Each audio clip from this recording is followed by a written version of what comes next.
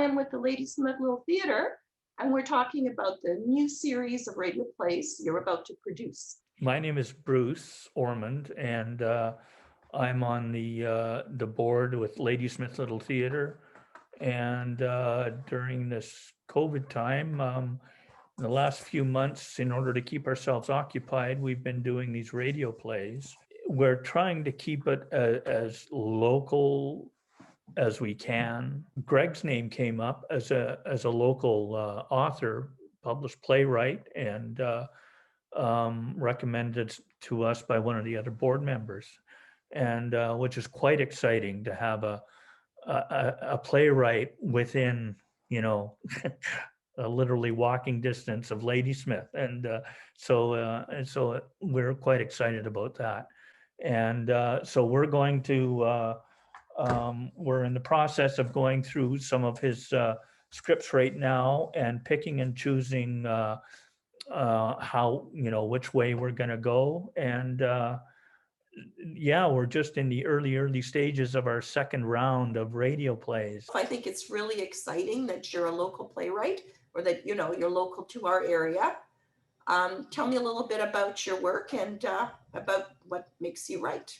My very first writing piece was produced as a skit in junior high school at George Bonner in Cobble Hill many years ago. And I was also then involved with a group called the January Players in Duncan. Went on to study theater arts at Camosun College. Went on to study creative writing at University of British Columbia. Then wrote and performed with a group called the Vancouver Comedy Company, honing my sketch writing skills. Moved to Toronto in the mid 1980s, was involved with theater there, musical theater. My late husband at the time had a professional career in musical theater, so we had some summer theater productions going. We had retired out here to the Valley. David passed away, and I wasn't sure what the future sort of looked like. I moved into Victoria, got involved with a 55 plus theater group, community theater group called the Monterey Senior Players.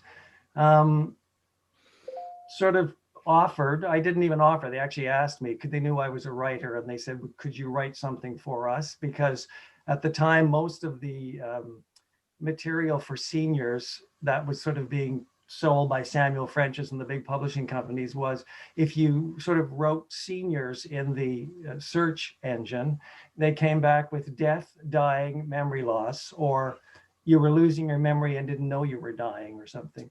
So I just decided to write. I'm a comedy writer.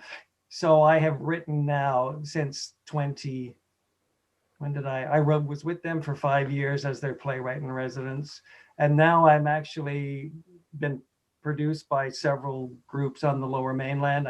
I had actually last year, because of COVID, 2 shows in production, 2 of my plays, both canceled, of course. But I still keep writing for some of these theater groups. They connect on Zoom as best they can. Some of them have done some of the radio material. I've also, as an exercise, adapted vintage radio scripts as well. Greg gave us 4 pieces that are written for radio. So we're just going through those right now. Is there any idea of a timeline here at all? Probably, well, the last piece of the current run is release date of April the 1st. So probably shortly after that, probably May, I would imagine we would be is a target date. You've had some positive feedback here. I'm looking at the notes I was sent here. It said your 3rd play is in post-production for March 1st. Yeah. 4th play is beginning recording with launch April 4th. Yeah. And so the idea is sort of like to keep the momentum going and do 1 a month. Yeah. Do a release. And so then after the 4th play, we would be looking for Greg's play. But I haven't heard of other radio plays, the way you guys have seized upon it. No, I think this is a wonderful idea that they did. We often tune in and listen to, The Whistler and, you know, all these other, The Shadow, these, you know, great, and they're the original recordings of them. Comedy's your main focus, but do you do drama as well? I do. I've written some sort of, I had great success with actually the play that debuted in Duncan with the Mercury Players, called The Ballymore Reel. And it's set in Ireland, actually, because I was born there. It's a sort of a look back at my family's life and coming to Canada and everything. And that has done very well for me too. That was a drama with comedy, but I much prefer writing comedy, and I sort of, this is what I do. Being released in beginning of March is the next radio play called Sirens, and it's a thriller, and it actually set in Mountain Pass, Kootenai Pass, or the Skyway it's called. It's Highway 3, runs between Salmo and Creston, and it's notoriously bad in the wintertime.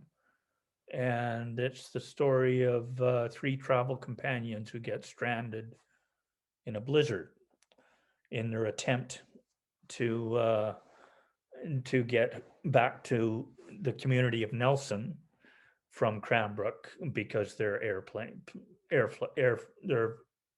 flight plans were canceled, et cetera, et cetera. But it's a thriller and all that kind of stuff. And then followed by another piece called Blackout, which will be released April 4th.